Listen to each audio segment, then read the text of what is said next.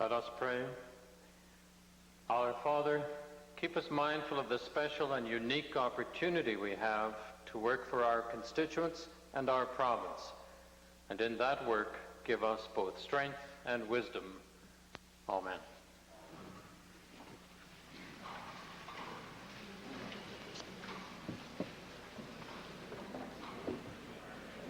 Introduction of visitors. Mr. Speaker, I'm pleased to introduce to you and through you to the members of this Assembly the heads of mission of the Association of Southeast Asian Nations, ASEAN, accredited to Canada. I would ask them to rise as I introduce each of them and ask them to remain standing until all are introduced and then receive the warm welcome of the Assembly. First, I would ask His Excellency Tan Sri Datuk Thomas Jayasuriya, High Commissioner for Malaysia. His Excellency Jaya Abdul Latif, High Commissioner for Brunei. His Excellency Shawat Artayakti, Ambassador of Thailand.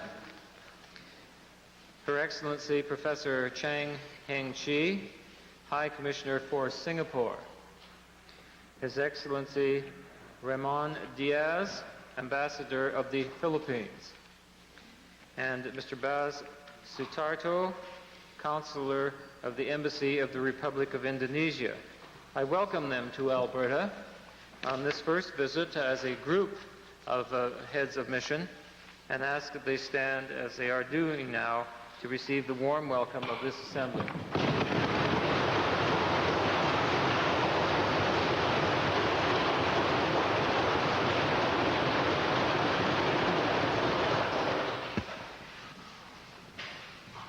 Presenting petitions.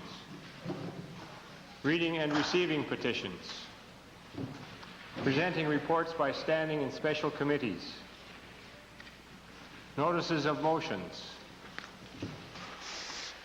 Member for Edmonton Highlands. Thank you, Mr. Speaker. Under the provisions of our Standing Orders number 40, after question period, I will request unanimous consent to deal with the following motion. Be it resolved that in light of the continued and escalated repression of democratic dissent in the People's Republic of China, that this Legislative Assembly urges the Government of Alberta to review its current political, cultural, and economic relations with the Government of the People's Republic of China, its departments and agencies, that the Assembly urge the Government of Canada to increase its diplomatic and economic efforts to pressure Chinese authorities to reverse its policy of repression and respect human rights, that the Assembly express its sympathy to Chinese citizens studying and working in Alberta and to Albertans of Chinese descent who have relatives and friends in that country, and that it make all reasonable efforts to resettle Chinese citizens wishing to remain in Canada. I have a copy delivered to your desk already, Mr. Speaker, and can have these delivered by the page. Thank you. Introduction of bills. Tabling returns and reports.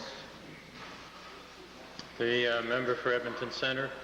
Mr. Speaker, I'd like to file 3 copies of the report on the economic impact of the Edmonton Summer Festivals Consortium, Mr. Speaker, including Jazz City, The Work, Summerfest, Klondike Days, Heritage Festival, Folk Music Festival, and the Fringe Theatre event.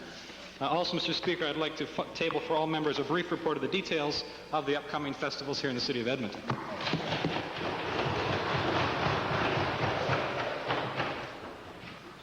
Introduction of special guests. The member for Drumheller, the Minister of Agriculture. Mr. Speaker, seated in the members' gallery are some of this year's and next year's legislative interns. Representing this year's interns are Hugh Williams and Stephen Williams.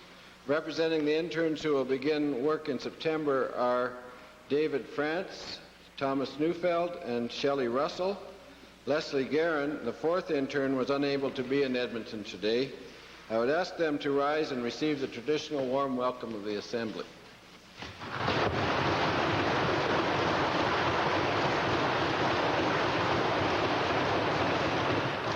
Minister of Agriculture, followed by the Minister of Health. Mr. Speaker, it's my pleasure today to introduce to you and through you to the honorable members of the House 11 students from the Legoff School located on the Coal Lake Indian Reserve in the most beautiful constituency of the province, Vaudeville. They're accompanied by two teachers, Marianne Bouchard and Don Cosman Warren, and I'd ask that they stand and receive the welcome of the Assembly.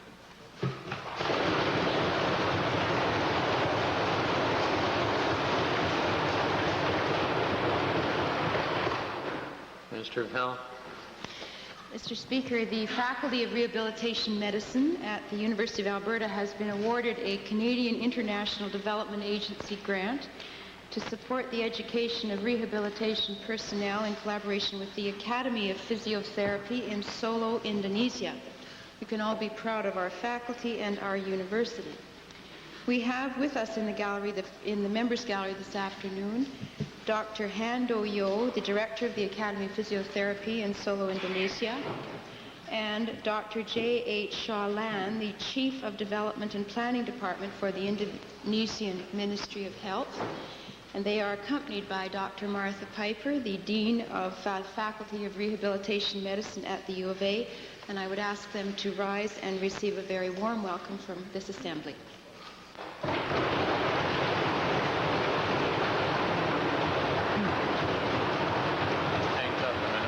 Stony Plain. Mr. Speaker, it gives me great pleasure to introduce to you and through you to the members of the gallery 28 students from Broxton Park Elementary School in Spruce Grove. The young lady in the wheelchair is a part of the group off to the left. They're accompanied by two parents, Mary Weigel and Ken Slatt, and four teachers and teacher aides, Mrs. Diane Markham, Mr. Reuben Bauer, Mrs. Shirley Schwind, and Ms. Kathy Hofarth. I would ask them to rise and receive the warm welcome of the gallery.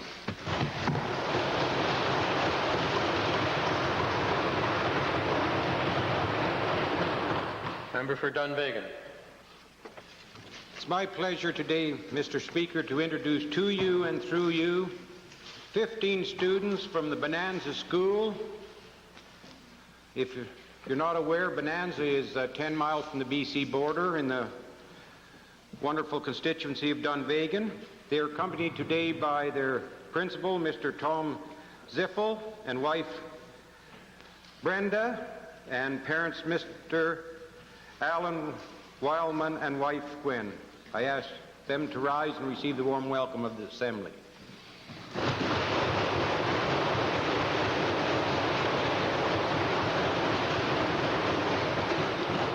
Honorable Attorney General. Mr. Speaker, I have two schools to introduce today. First is 15 members, grade 6 class from the Sparling School, the city of Camrose. They are accompanied by their teacher, Jeanette Rotto, and the school principal, Art Pfeffer. I'd ask that they stand in the members' gallery and receive the usual welcome of the Assembly.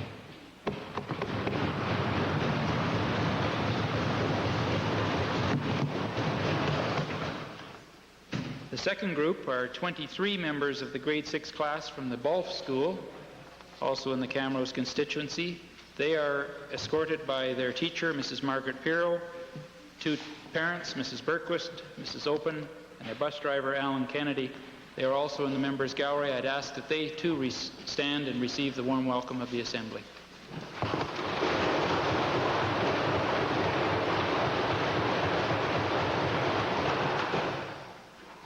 Ministerial statements. Oral question period. Mr. Speaker, to the Minister responsible for Public Safety Services. Mr. Speaker, the report issued by the Minister yesterday mentioned that 330,000 truckloads of dangerous goods are shipped in Alberta each year. But, Mr. Speaker, there's virtually no standards, training standards for drivers. Mr. Speaker, last week, contract courier David Ledgerwood was told by his employer to read a 2-page document on dangerous goods. Mr. Speaker, when David had finished reading it, his employer filled out a certificate from this minister's department which said David has, and I quote, and it's right in here from the minister, completed training related to the handling of transportation of dangerous goods, Mr. Speaker. Now that's public safety, Mr. Speaker. Read a short document and all of a sudden you're qualified to drive around here for 2 years, Mr. Speaker, with hazardous goods. My question to the minister, very simply, is this what this minister's department considers adequate safety standards? Read a document and you can drive around the province with dangerous goods for 2 years. Mr. Speaker, a number of days ago, the member from Edmonton Meadowlark brought to my attention a situation very similar to the one outlined by the Leader of the Opposition. In fact, it may very well be the same situation. And an internal investigation is currently underway, Mr. Speaker, with respect to that matter. And it's a legal investigation, Mr. Speaker, to see exactly what has transpired. And I will be getting a report with respect to that matter before too long, Mr. Speaker.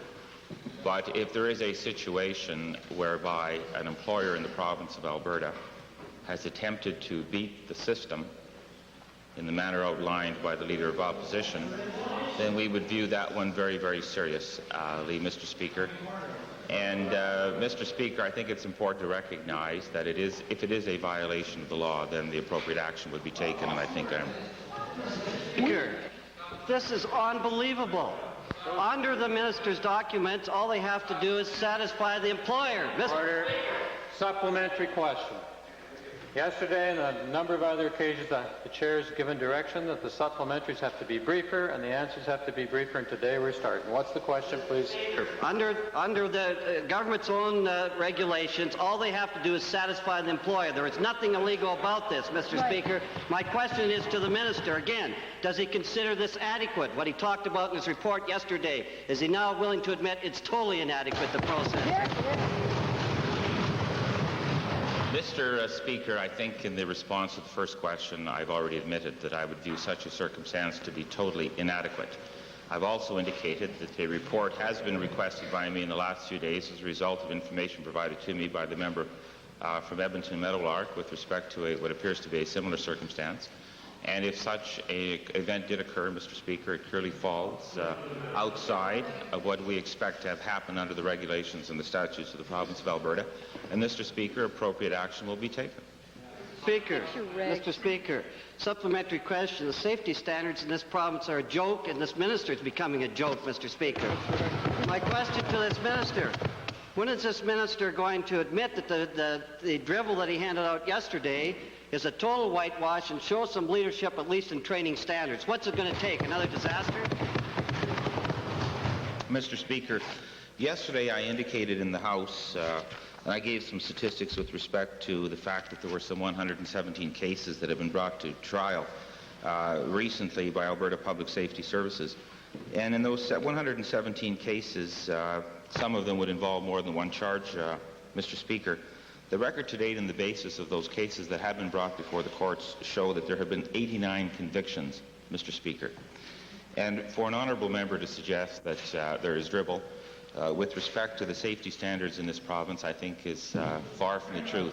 We have in the province of Alberta a training centre in West Edmonton, Alberta Public Safety Services Training Centre, and we have trained hundreds and hundreds and hundreds of individuals throughout this province, Mr. Speaker, with respect to their ability to respond. That includes firemen, policemen, other law enforcement officers throughout the province of Alberta. And yesterday as well, I also... Thank you. Yeah. Thank you, Honourable Minister. Let's try to talk faster. Second main question, Leader of the Opposition. Mr. Speaker, I'd like to designate the second question to the member from Edmonton Jasper Place.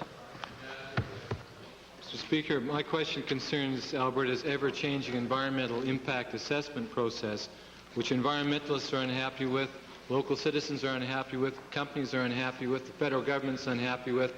Only the minister is happy, and he's paid to be happy with it. Now that the appeal court has upheld the Rafferty-Alameda decision, the era of slipshod, half-baked environmental impact assessments is over. I would like to know if the minister will now support new comprehensive legislation this session.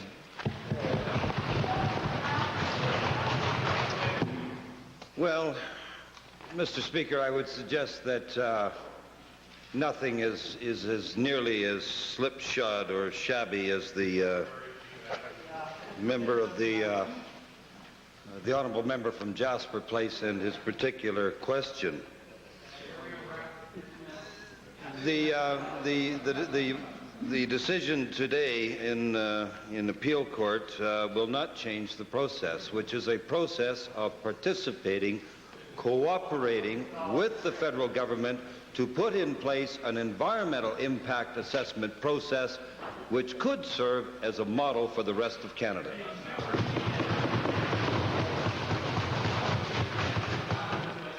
The minister talks about backroom deals. Does he fail to appreciate we're in a whole new ballgame now? The era of you keep your hands off my projects, I keep my hands off yours, that's over. And I want to know if he... Pardon me? Honourable member? Let's go. That's the question. Thank you.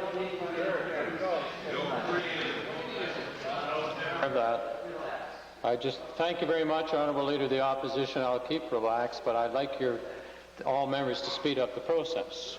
Thank you. Jasper Place. Fail now to appreciate that federal intervention can't possibly avoid it until the standard of Alberta assessments is raised at least to the level of the federal guidelines order. Mr. Speaker, I'll repeat again, for I don't know how many times I've had to answer this particular question. We will participate with the federal government. Now listen, honourable member, please. We will participate with the federal government in developing a good, honest environmental impact assessment process that will be fair to all involved. Has the minister conducted a review of the 4 pulp mills already approved to see whether the shoddy EIA process in Alberta has placed any of those projects at risk? Well, I don't know if the process was shoddy. According to the federal government, and they examined, Mr. Speaker, our EIA, our environmental impact assessment process, and in a report that I'll be glad to provide to the honourable member, they said that that process was perfectly fine. And all we want to do is to take that process with respect to the Alberta Pacific project and make it even better, and that should even satisfy the honourable member from Jasper Place. Leader of the Liberal Party, followed by Calgary Mountain View. Mr. Speaker, a major poll that was released today, Gallup poll, shows that a majority of Canadians now do not think that the Meech Lake Accord is a good thing for Canada. The poll also shows that a clear majority of Western Canadians living in the prairie provinces, Manitoba, Saskatchewan, Alberta, under Conservative governments, also do not agree with the Meech Lake Accord. My question to the Premier, who is usually very succinct in his answers, yes or no, my question is, does the Premier have any difficulty in believing and accepting the majority wisdom of Western Canadians, of Albertans, on this issue? Mr. Speaker, the honourable member has consistently presented such a shallow assessment and references to the Meech Lake Accord. This is comprehensive constitutional reform. It has many parts to the package, and it provides many of the initiatives that Alberta has sought over the years in order to remove from the federal government the centralist power that they have acquired since 1867, and once again allow provinces to fulfill their responsibilities under the Constitution. And therefore, Mr. Speaker, until we have something that is better than the Meech Lake Accord, until we do, then I suggest, Mr. Speaker, that it will serve Albertans' interests very well. Mr. Speaker, the Honourable Premier has fooled us in the length of his reply today. I'm wondering if the Honourable Premier would muster enough courage to accede to the majority view to repudiate Meech. That's the position that clearly is held by Albertans, Mr. Premier. Will you agree with that majority position and repudiate?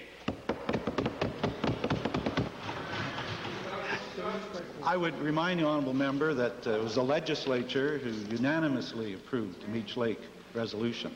This legislature, elected by the people of Alberta, all parties, unanimously approved the package.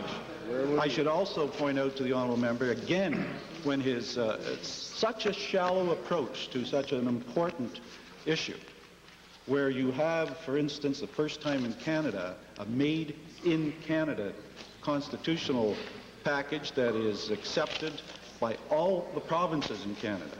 When you have, in fact, for the first time, the equality of provinces enshrined in this court. These and many others, such as the opting out clause of federal spending programs. There are so many, and I know, Mr. Speaker, you would not want me to go into them all during the question period. But I would urge the honourable member to take some time, expand his thinking, think a little bit more about what the court actually contains, and not just try and do some political grandstanding.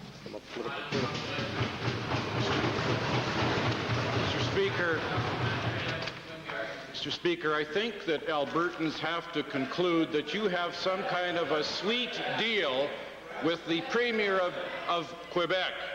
I want to know, Mr. Premier, how much longer you intend to be a handmaiden to the province of Quebec. First, point her finger. Point her finger. Stupid question. I gather, Mr. Speaker, the honourable member is now yelling to have himself heard over top of the member from Westlock Sturgeon. I guess he's following his lead. He finds that yell because he does. It may be, Mr. Speaker, that the honourable member has some views about Alberta's position in Canada.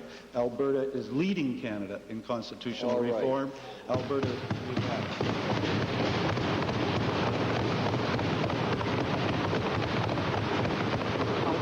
Albertans are very much concerned for their own province. You could listen to the answer. Thank you. Premier? He doesn't like to hear. As I say, he's following the previous leader's style, Mr. Speaker. Albertans care very much for their province, as does our government.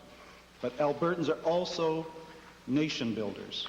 And we will work with Albertans to build a nation, not tear it down, as the honourable member would suggest. Calgary Bowl. Calgary Bowl. Mr. Speaker, my question is to the Minister of Advanced Education. I understand an announcement was made in Calgary today that the University of Calgary had a new professional faculties building approved. Could the Minister confirm this announcement, please?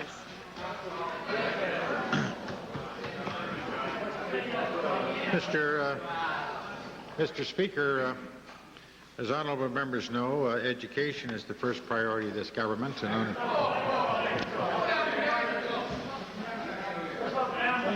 And on June 12th, in the estimates, Mr. Speaker, I made reference to planning funds for the University of Calgary. Indeed, today, along with the honourable member for Calgary Foothills, I officially announced to the University of Calgary the establishment of a professional faculties building at a cost of approximately $47 million.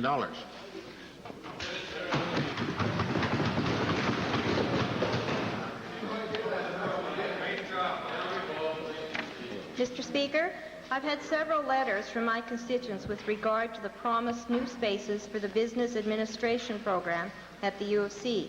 Could the Minister advise the House of any expansion of the university's business program will result from today's announcement, and will these spaces be available this fall? Mr. Speaker, last fall, this government, through its minister, had requested of the various universities the establishment of increased spaces for Bachelor of Commerce programs. The University of Calgary today was informed that there's some $3.1 million has been allocated in this year's budget for the establishment of 1 to 200 new Bachelor of Commerce spaces at the university. Supplemental. Mr. Speaker, to the Minister, what is the anticipated construction time for the new facilities? Mr. Speaker, it may be of interest to the honourable member for Edmund Kingsway. He seems to want to become involved in the answer to the question. I'm sure it's a great interest to the members from the city of Calgary. Mr. Speaker, in response to the honourable member for Calgary-Bow, they plan to start construction later this, sometime next year, perhaps September, and be concluded in time for Christmas 1992. Calgary Mountain View, followed by Edmonton Whitemud. Thank you, Mr. Speaker.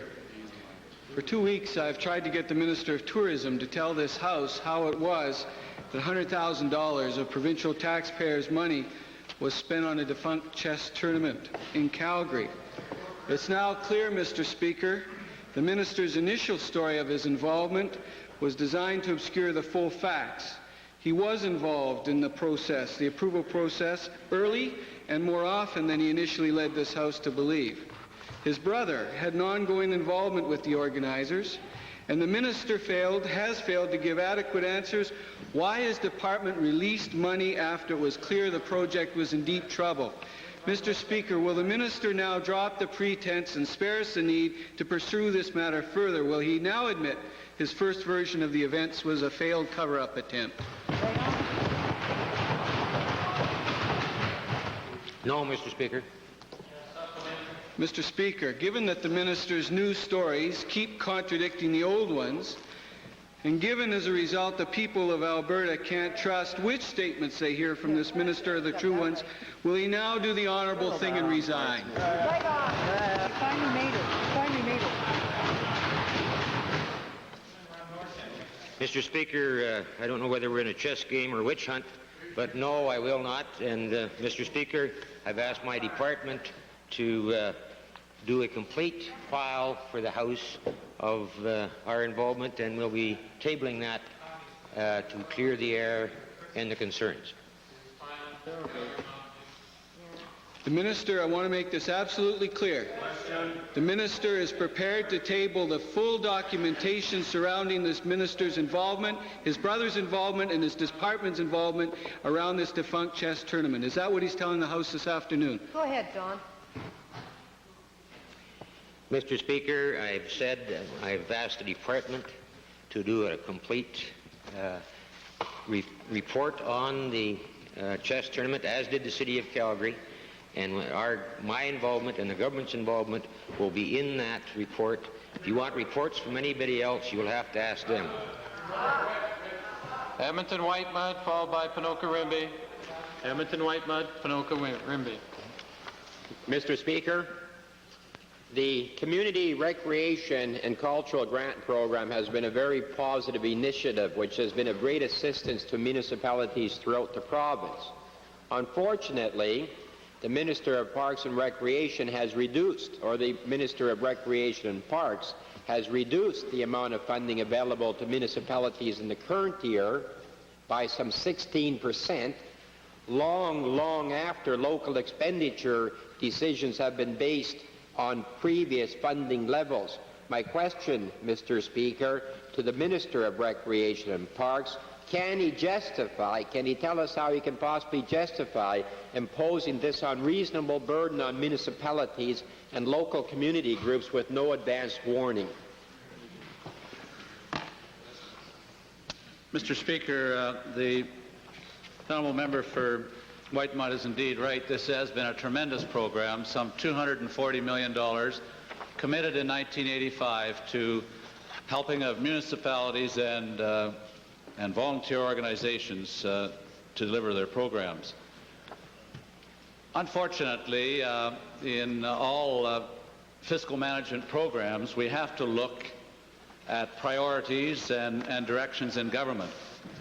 This government, in tabling the budget on June the 8th, committed $7.1 billion to 3 departments of health, education, and social services.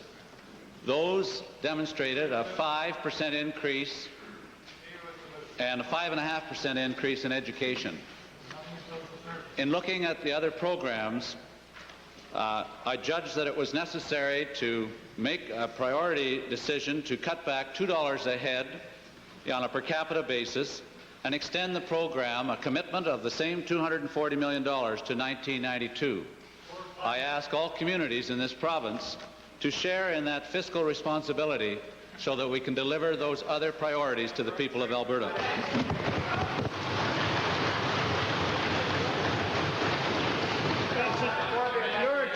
Mr. Speaker, to the minister, does he not realize that municipalities made funding commitments to their constituents based on a commitment that this government made to municipalities 6 months ago? Mr. Minister, will you consider delaying the implementation of these reductions until the next budget year so that local municipalities have advance warning and are not made to suffer the... Honourable member, you're now with your second supplementary, 2 set questions in one.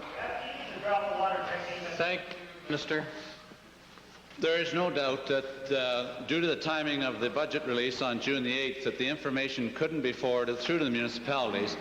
Our Department of Recreation and Parks will work with each and every community and with the flexibility they have with these funds to deliver them to the people of Alberta. I state now, as I have before, that there is some $240 million in commitment, $163 million delivered to date, and this on a direct basis. The honourable member said 16%. It's a cost-shared program in which there is some self-initiative by organizations and municipalities, and on a 50-cent dollar, it equates to about an 8% cut. Answer the question. Double cross to municipalities. I'm sorry, Mr. Speaker, I couldn't hear you.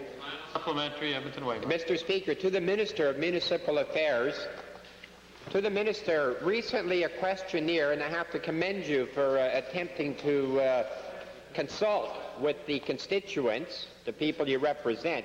In the questionnaire that you did distribute to gauge the municipality's response to various government programs, why did you neglect to make any reference, any mention to this particular program, which impacts so directly on your on the... Thank you, honourable member. Thank you, honourable member. Minister. Mr. Speaker, I certainly appreciate the question from the honourable member from Whitemud. I did write a letter to some 2,500 municipal councillors and aldermen across this province, inviting their attitudes on a number of issues.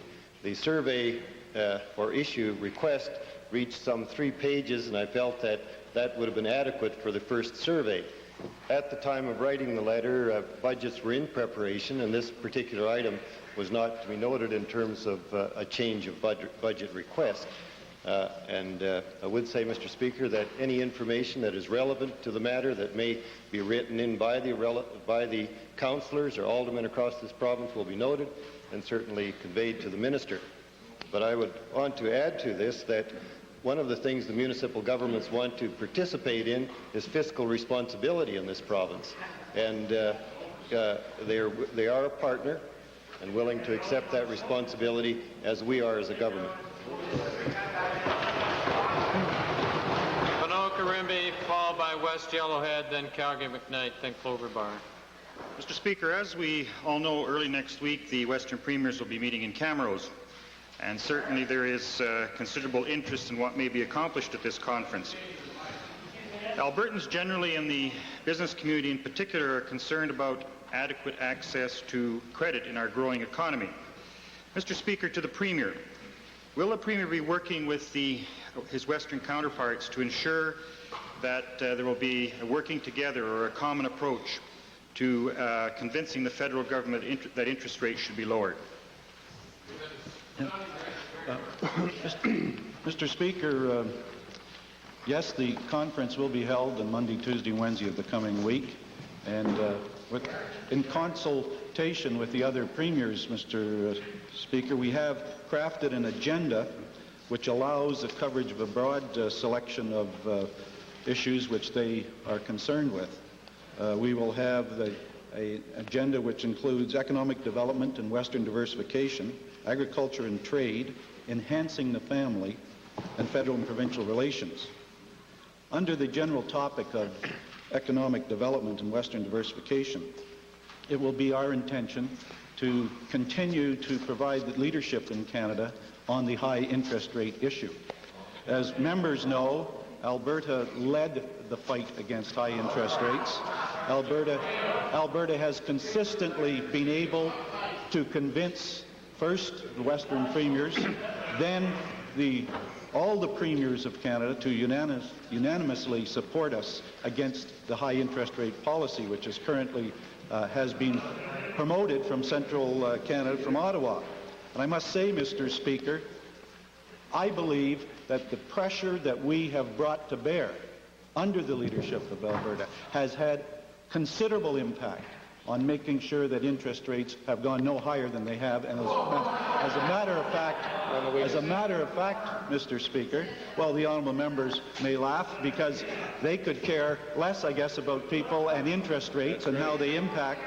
And we are fighting for the people of Alberta on the interest rate issue and assisting the people as well by shielding them against the high interest rate.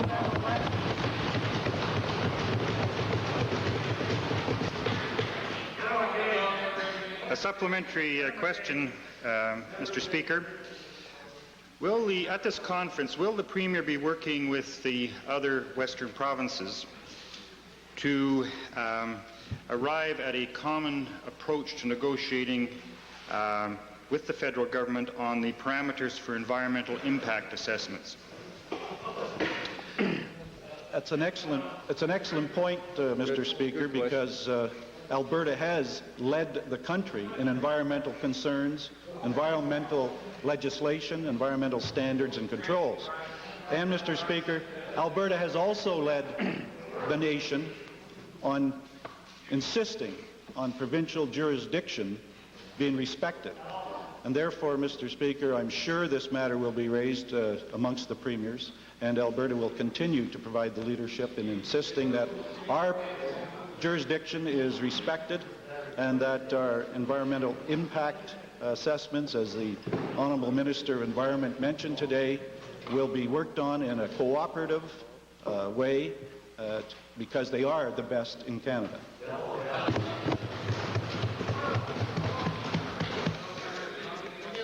Mr. Speaker, given this opportunity, will the Premier be looking for the reaffirmation of support from the Western premiers for senatorial reform in the context of Alberta's senatorial selection proposal? Well, Mr. Speaker, you recall that originally when we were the only province recommending Triple E Senate and Senate reform, we were able to start with the Western premiers and over time worked from one to unanimous support from the Western premiers, and now Premier in Eastern Canada as well, so there are 5 of the 10 premiers who support the Triple E Senate. We'll continue to work together as Western premiers to expand the support for the Triple E Senate. As well, I will be looking forward, Mr. Speaker, to discuss with the other premiers the senatorial selection legislation that we introduced into the House early this year, and which will be reintroduced in the legislature in the current session.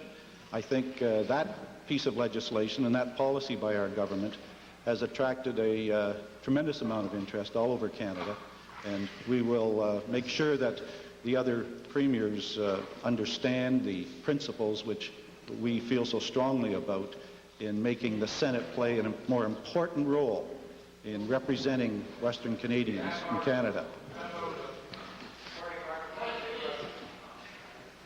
Thank you, Vegreville.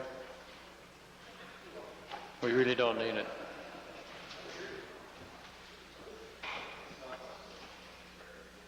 Clock is running on your own member.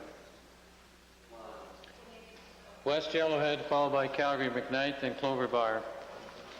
Mr. Speaker, I have a letter regarding the community recreational and cultural cuts to the Minister of Recreations and Parks from the Mayor of Calgary, dated June the 20th. And I quote, "Your letter on June the 9th was written after Council had approved the 1989 CRC grant allocations based upon information received from your staff. Some 34 community organizations in Calgary were to receive CRC funds this year, and these projects have not only been approved by City Council, but many are in an advanced stage of preparation. To the Minister responsible for Public Works, Supply and Services. On July the 15th, the Minister of Recreation and Parks told this legislature that shortfalls to community funding could be made up through the Community Facilities Enhancement Program. Is this government proposing to use discretionary handouts from their political slush funds to replace the well-established, well-monitored and accountable system of CRC grants that they have so irresponsibly cut? Mr. Speaker, I think the honourable member referred to as political slush funds, and I read someplace the other day that another NDP member from Edmonton Centre called it as crass political moves by yesterday afternoon, Mr. Speaker. Mr. Speaker, yesterday afternoon, I presented to the Edmonton Youth Services Emergency Shelter a grant of $250,000 from the Community Facility Enhancement Program.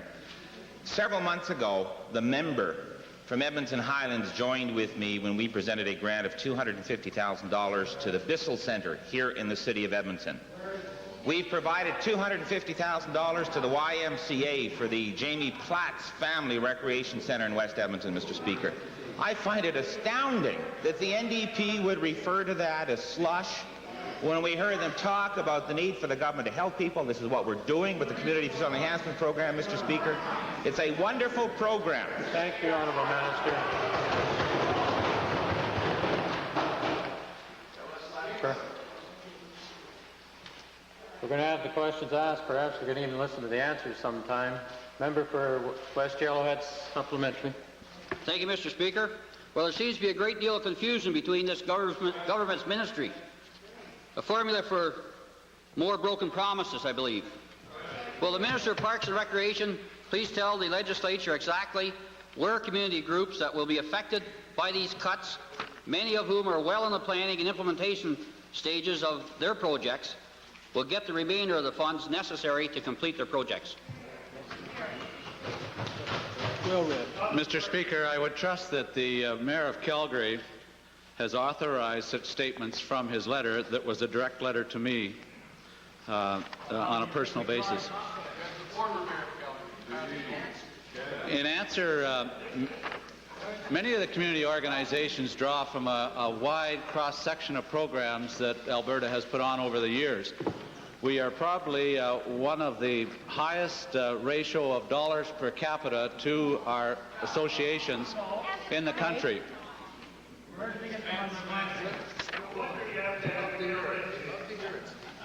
Just to reiterate a few of them that I'm sure the honourable member could get his researcher to do this, but we have in my department the Alberta Sports Council, which delivers around $9.6 million a year to our various organizations throughout the province.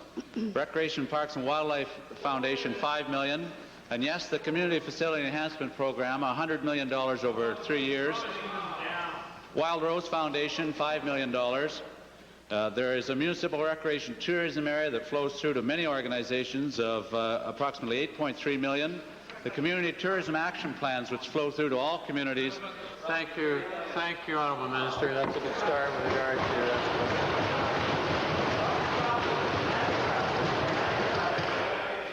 Final supplementary, West Yellowhead. Mr. Speaker, I agree very well, and I've read those reports. Given that the Minister has demonstrated complete insensitivity to the budget requirements of municipalities and has completely failed to offer some guarantee of alternative funding, will he at least guarantee to implement the proposals offered by municipalities, which include that he reallocate the proposed CRC cuts, keeping the $12 rate for this year and dropping it to $7 next year, $7 the year after? Thank you very much. Let's not go through order, please. Let's not go through the next decade. Minister.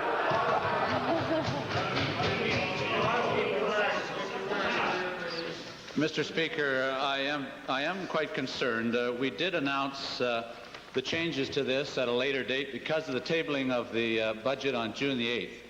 I apologize to the municipalities and will work with them in trying to have some flexibility in their applications.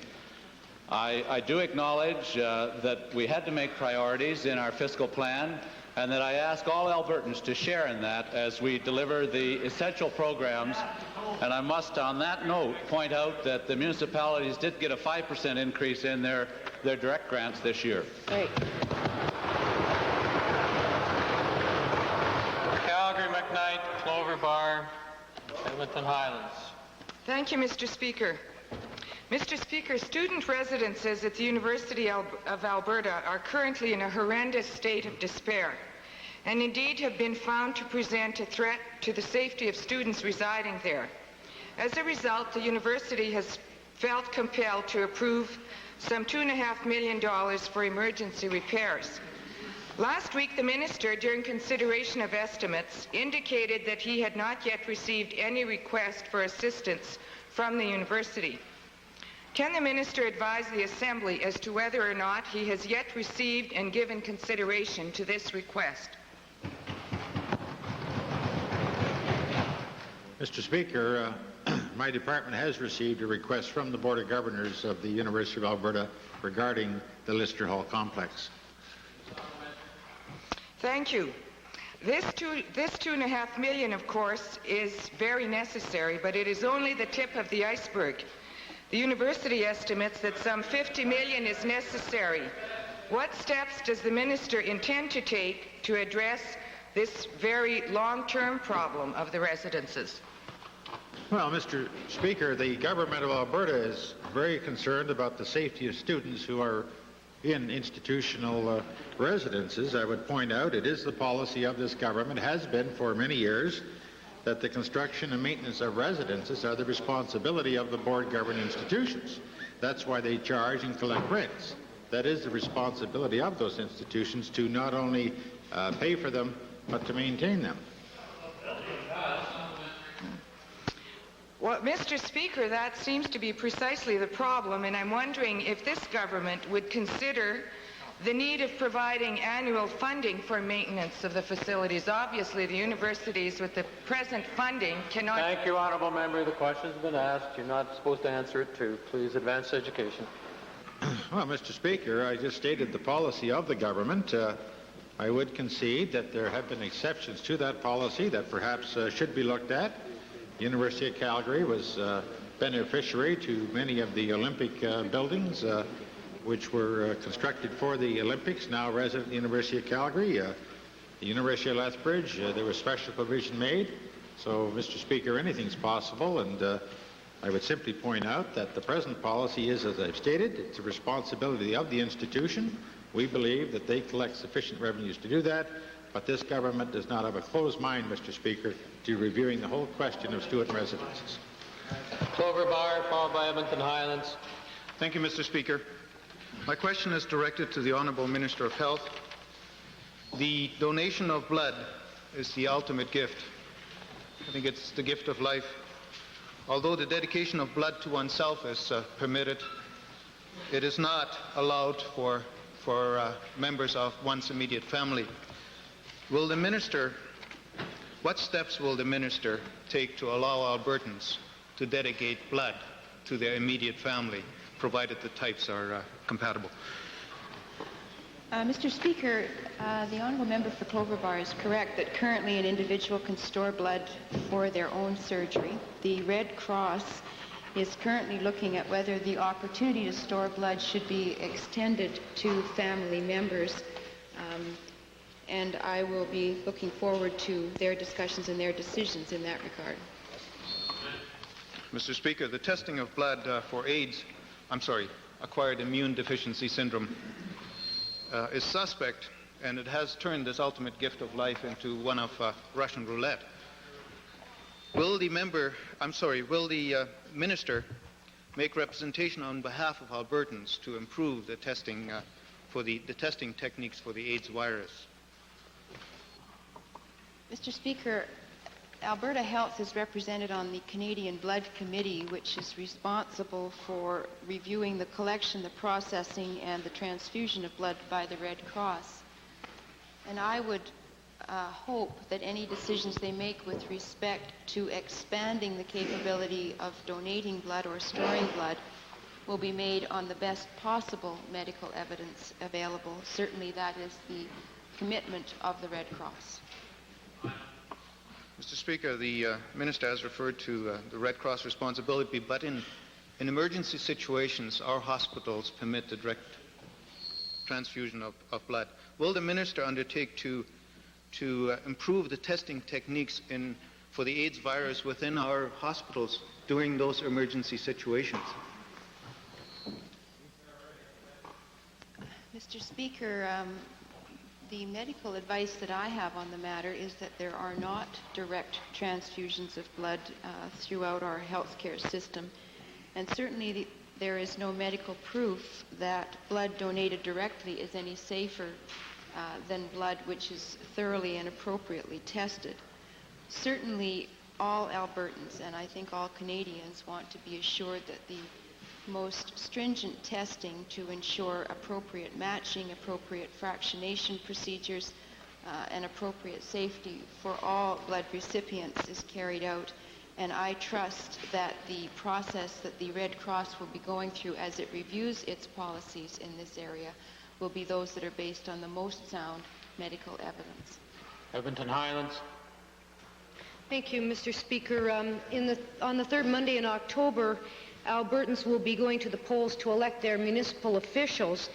And a few years ago, possibly not a senator, a few years ago this government chose to withdraw a certain section of the Local Authorities Election Act that had previously prohibited judges of the court from running in municipal elections. Since that time, it's become clear that there are people who are now prohibited from running who would like to run. They are namely regular employees of the municipality. I'd like to ask the minister responsible, that is Minister of Municipal Affairs, why it is that he has so far refused to change legislation in so much as powerful appointed people like judges can run for municipal elections, but regular employees like bus drivers cannot. Mr. Speaker, it's been a long-standing principle with regards to this that those employees of a jurisdiction would not be allowed to run for the jurisdiction. One of the options they have is to take a leave of absence during the time of campaign, and if successful, can then represent the city in terms of the position of an alderman or the municipality rural as a councillor, or can become mayor, and that has been the position. What I've done, Mr. Speaker, with this particular issue, because I feel that that kind of a determination and decision should be made by the local government personnel across this province. I've asked the Statutes Review Committee, that's under the chairmanship of the honourable member from Fairview, to review this matter for me so that we can take a grassroots position with regards to it and get our direction from local government rather than the direction from the top down. Well, supplementary question to the minister then. In the first place, the rule provincially and federally is that you take a leave of absence. Unfortunately, Mr. Speaker, with a city, you have to quit your job. So my question to the minister is this. If he doesn't know the rules on a municipality by municipality basis, will he now consider making one rule uniform for everybody, just like with provincial and federal elections, and state right in the legislation that they have a right to a leave of absence so that... Thank you. Let's get her down. Mr. Speaker, I certainly have a concern that in our democratic process that individuals should have that opportunity to run for public office and that legislation shouldn't prohibit. But in terms of this particular matter, there is concern about a conflict of interest. Now, in terms of consistency across the province, that is a good point. And one of the matters that should be dealt with, and I've asked the Statutes Review Committee to look at that aspect as well. At the present time, at the local level, it's my understanding that a local jurisdiction, such as the city, can allow for that leave of absence. Now, what the honourable member is asking me to do is to legislate that requirement. Now, that will be one of the options we can look at, and I will take it as an excellent suggestion from the member, and maybe a way that we can deal with it as such. So I don't condemn it or refuse the suggestion. I think it's nice that in the question period we have suggestions like that to look at as options. Time for question period has expired. Might we complete this series of questions? Opposed? Carried. Final, Edmonton Highlands. Thank you, Mr. Speaker. I want to say I'm very encouraged by the remarks of the minister. I am, but I want to ask the minister this. Will he do it real fast? Those elections are coming up in October 1989. There's a bus driver in my constituency who wants to run without having to quit his job. Will he do it this session? Thank you for the question. Speaker, I want to just make this comment about my honourable colleague. If I did it as fast as the honourable member raises the question, I would have done it yesterday. And in response, Mr. Speaker, to the honourable member, if that's possible and where I can receive the endorsement from local government with regards to something like that, I'll look at it and I'll take it as a task.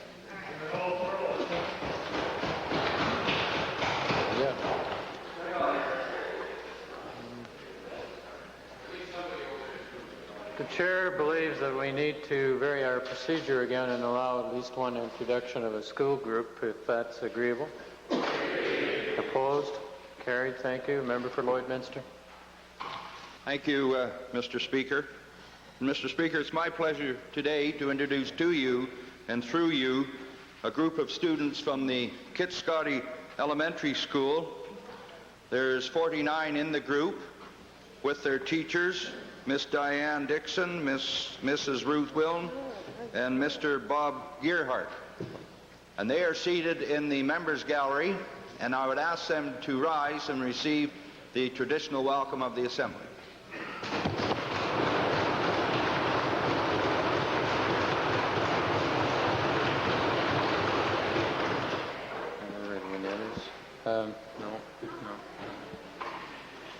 The chair would like to point out that there are 3 points of order and 1 request for understanding order 40. Points of order in this particular order will be Edmonton Goldbar, followed by the Minister of the Environment, followed by Calgary Northwest. Thank you, Mr. Speaker. I rise on a point of order. The citation is Beauchesne 200 sub 3, which relates to government house leaders discussing together the I quote, Mr. Speaker, the government house leader discusses with the house leaders of other parties the business arrangements for the House and attempts to reach some compromise in the length of debate on each of various items of business. Mr. Speaker, the House leaders did in fact meet some days ago and arrived at a decision related to an adjournment for a summer break in this House. The dates being presented to us were from the 3rd to the 7th of July. It now appears from a motion that has been dropped onto the order paper that the government has moved to change those dates from the 3rd until the 11th of July. Mr. Speaker, this was done without consultation with the House leaders, and it comes to mind, Mr. Speaker, that there are other possible, in fact probable reasons for such an extension. The main one being that the code report on the principal affair is anticipated to be tabled on the 6th or the 7th and to be made public almost immediately. Now, Mr. Speaker, heaven only knows the government has cause to defer as long as possible from facing questions from the opposition on this matter of great concern to Albertans. 67,000 citizens were betrayed by government inactivity. Honourable member, order please. Order. Order please in all parts of the House. Point of order is with respect to whatever the principle is here. It's not getting into any issues such as the member is currently speaking to. So back to the point of order, please. Mr. Speaker, the government has abused the processes of the House by making this arbitrary and unilateral decision, and I think in so doing, Mr. Speaker, furthers the whole cynicism of the people of Alberta that any time they please, they can abuse the processes of the legislation of the government. Mr. Speaker, the government in doing this adds to the sort of hunker down mentality that they've had. In fact, this is deja vu. This is exactly the same weekend they did it on before, trying to defer the potential for questions from the people of Alberta through their representatives in this House about a matter of grave concern. Order, please, honourable member. With due respect, the motion will come before the House to be dealt with in due course. The member has obviously now stated a complaint with regard to this point of order. The chair does not regard it as being a point of order, since indeed the motion will be before the Assembly to be dealt with and discussion will take place at that time. Minister of the Environment. Dirty trick on your part. Dirty trick. Thank you, Mr. Speaker. I rise under the provisions of Standing Order 23, and I know that this may be somewhat of a problem in that these points of order are to be discussed when the particular matter is being discussed in the Assembly, but there's a problem. Mr. Speaker, and I speak to this matter under Section H of Standing Order 23, that a member may be called to order by the Speaker if under Section H that member makes allegations against another member and Section I imputes false or unavowed motives to another member. The problem, Mr. Speaker, is that yesterday the honourable member from Edmonton, Jasper Place, accused me of doing something which in fact I didn't do. I've been accused of doing a lot of things, and some of them I actually did, but this one I didn't do. And I did not raise it at the time, Mr. Speaker, because as you will recall, that you ruled the question out of order, and I was not allowed to answer. Therefore, I couldn't get my answer into the record. And I also wanted to confirm the honourable member's allegation with Hansard. So to quote from yesterday's Hansard, page 435, to the minister who tells the Sierra Club that he'll only go there if there are no other political parties present. Mr. Speaker, that allegation is absolutely false. My staff in the normal course of events was in contact with the organizers of the event in Calgary to determine both the format and the participants involved. But at no time did I or anyone on my staff indicate to the organizers that if members of the opposition were present, that I would not attend. In fact, Mr. Speaker, the meeting was a public meeting and was well advertised, so anyone could attend. The honourable members... Is there a second part to this? I think the minister, in the opinion of the chair, has made his point with respect to what occurred. Is there anything else supplementary? Was there a second part to this? Yes, Mr. Speaker, there is a second part, and that is the allegation that leaves the completely misleading impression with the House that I was somehow fearful of attending a forum at which opposition members would be present. Mr. Speaker, as Minister of the Environment, I'm prepared to debate and discuss environmental issues at any time, anywhere, and with anyone. And I simply want to know the format so that I can so I'll know whether I'm going to be involved in honest questions or political rhetoric. Point well made. On this particular point of order, perhaps a brief comment by Edmonton Jasper, please. On the point of order, Mr. Speaker. On the same point of order. I attended this morning at the studios of ITV in Edmonton, where the Minister of the Environment was expected for a filming of Alberta this week. The Minister was a no-show on that occasion. I would like to say that, for the record, that my information in respect to the statement yesterday comes from an organizer of the meeting. I believe it to be correct information. I also believe that the Minister's point of order falls into that broad category of dispute of facts among members, and in fact is an excuse to get up and make a speech.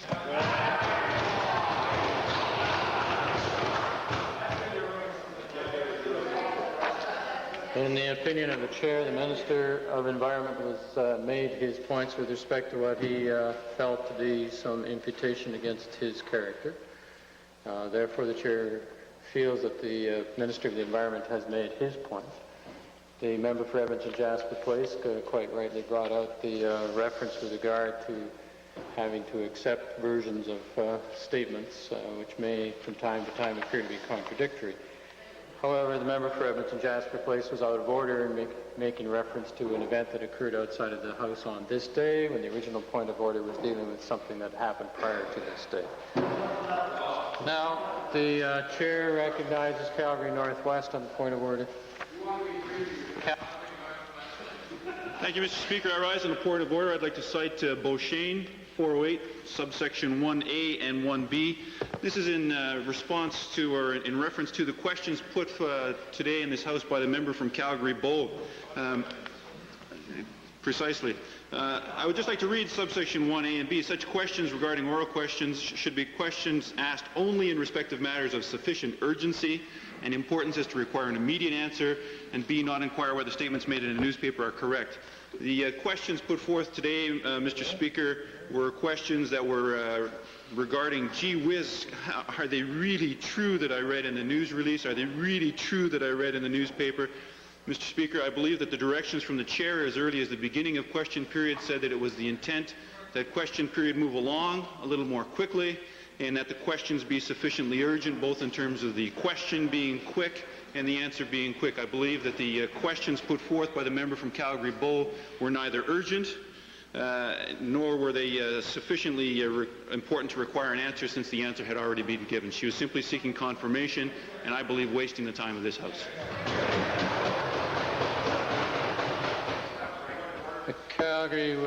The chair will recognize Edmonton Highlands, followed by Red Deer North, and that will be sufficient discussion on this purported point of order. Thank you, Mr. Speaker. It's certainly true that the last time that the House leaders of this Assembly met, that we did agree that question period would be given over to questions and that ministerial statements would be made at the point on the routine orders, which is called ministerial statements. And it is the practice of parliamentary houses throughout Canada that one exercises one's legislative rights at the appropriate time on the order paper, and we've seen several examples where that's not true. So I'd just like to add my voice to this point of order, more directly related to the orders of the day themselves. There's ample opportunity for ministers to make those statements. I can tell you, as an opposition member, I'd love to have a little section here that says opposition statements, and so I make the case on that point, Mr. Speaker. Red Deer North. Mr. Speaker, citing Beauchesne, which the member from Highlands didn't do, and referring to the member from Calgary Northwest, I think his ignorance of procedure can be excused because he's a relatively new member. But his bias... They don't like the truth. As usual, the truth continues to hurt them, Mr. Speaker. Order, please. Order, please, in all quarters.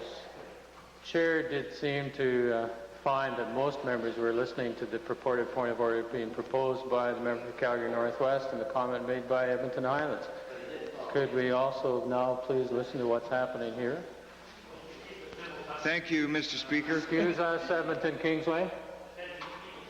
Would you please keep your tongue in your head? Understanding order something? With due respect, honourable member, it's not helpful at this moment.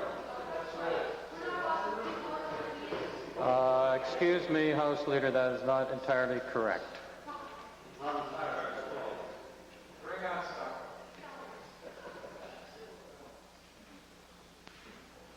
Red Deer North. Thank you, Mr. Speaker. The concern, Mr. Speaker, is about time and question period. And the member from Calgary Northwest, as I cite citation 409, has obviously, and with tremendous bias, overlooked the time and the violations of citation in 409, number 2 and number 5, especially of the members of both the parties opposite, being the member of the NDP and the member of the Liberal Party. A quick glance over Hansard's of last week will show that both of the leaders, affectionately now known as the Blues Brothers, consistently took 4, 5, and 6 questions in their or sentences in their initial question, and you graciously have allowed us 3 questions, Mr. Speaker, consistently 4, 5, and 6. And Mr. Speaker, their preambles never, I repeat, never, as you look through Hansard, ascribe to your ruling of bringing out the question quite quickly. So, in fact, Mr. Speaker, if there's any time being wasted by this House, it's by the members opposite who can't stand the truth and they can't face up to it, and I rest my case. No, you're down. The chair will not recognize other members on this. The chair made that quite evident about 5 minutes ago. And Calgary Northwest, in points of order, you do not have the right to sum up. The broader issue in terms of comments which were made, which were ancillary to the purported point of order, dealt with whether or not ministerial statements should be made in the House, or if they're going to be made in the House, and the length of time with respect to questions and supplementary questions, and also with respect to answers, has to indeed be taken into consideration by each member of the House when they stand to participate in question period.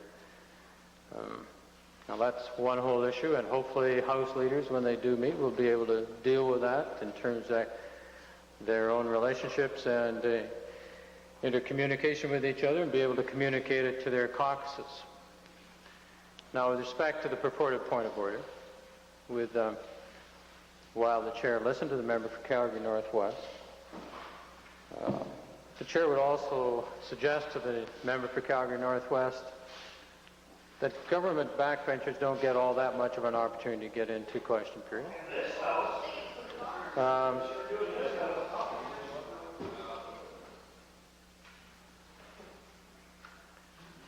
And in the chair's recollection and memory, this is at most the second time, but I believe the first time that the member for Calgary-Bow was able to get into question period. So perhaps honourable members would have, with respect to what is being discussed at the moment, that perhaps a little more consideration be given to fellow new members of the House. Under Standing Order 40, there's a request by Edmonton Highlands. Mr. Speaker, in light of actions during the last few days in China, particularly the sentencing of so-called student rioters and immediately putting them to death by execution forces, it is the sentiment of the official opposition that a stronger message need now go through this Assembly and to the government, and also through this Assembly to the federal government with respect to actions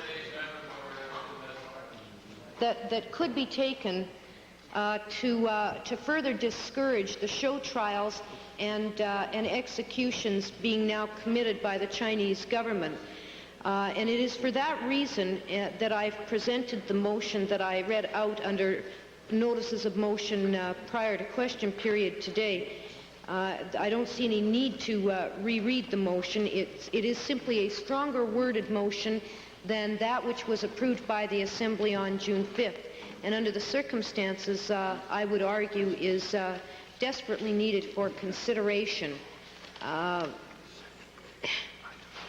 It's pretty hard to deny that the situation in China is escalating to an emergency situation that has the eyes of the world upon it and has the disgust of the world upon it. And for those reasons, and knowing that the federal External Affairs Minister has taken to date some measures, and that there is probably to come yet a meeting between provincial representatives and their federal counterparts to deal with this issue, that the matter should be discussed today so that messages can be sent prior to that meeting taking place and prior to the Right Honourable Joe Clark making further decisions as to possible sanctions the federal government may want to consider.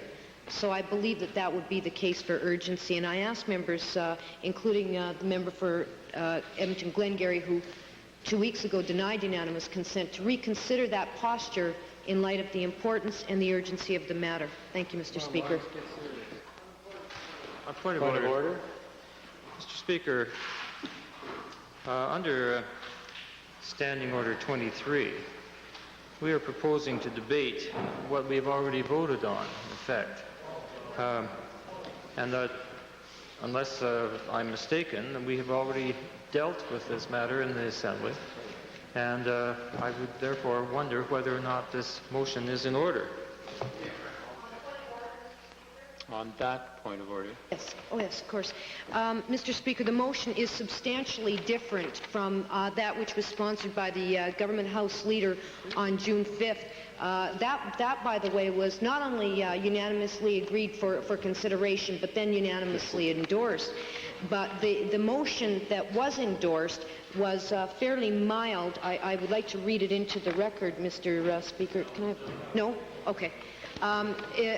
Fairly mild and fairly first stage, considering the motion that is now in front of us, which asks specifically for the Alberta government to now review its current political, cultural, and economic relations with the government of the People's Republic of China, and adds two other new clauses that we urge the Government of Canada to increase its diplomatic and economic efforts to pressure Chinese authorities to reverse its policy of repression, and then has another one respecting the resettlement of Chinese citizens who, wishing to remain in Canada. So on three counts, Mr. Speaker, it is a substantially different motion, and on that basis I would argue that it is in order, and again urge the approval of the Assembly to deal with it.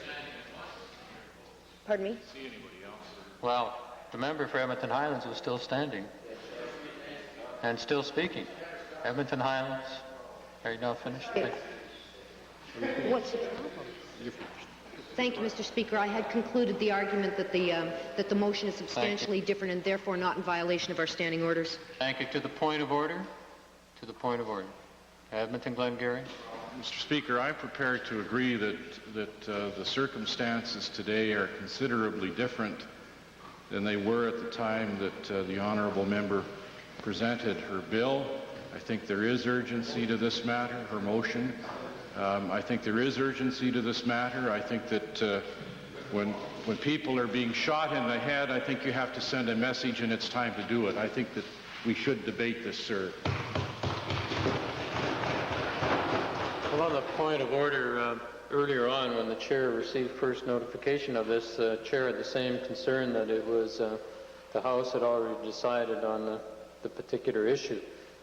However, in light of the escalation of events in China, the chair agrees with some reluctance that this motion could go forward for request for unanimous consent under Standing Order 40. But having said that, the chair would also direct that there would be no further motions with respect to the situation in China during the course of this current legislature, this year, this sitting. It'd be very difficult for us to keep passing motion after motion after motion. Now then, the member for Edmonton Highlands has made a request for unanimous consent to proceed under Standing Order 40. All those willing to give unanimous consent with respect to urgency, please say aye. Aye. Opposed, please say no. Motion fails.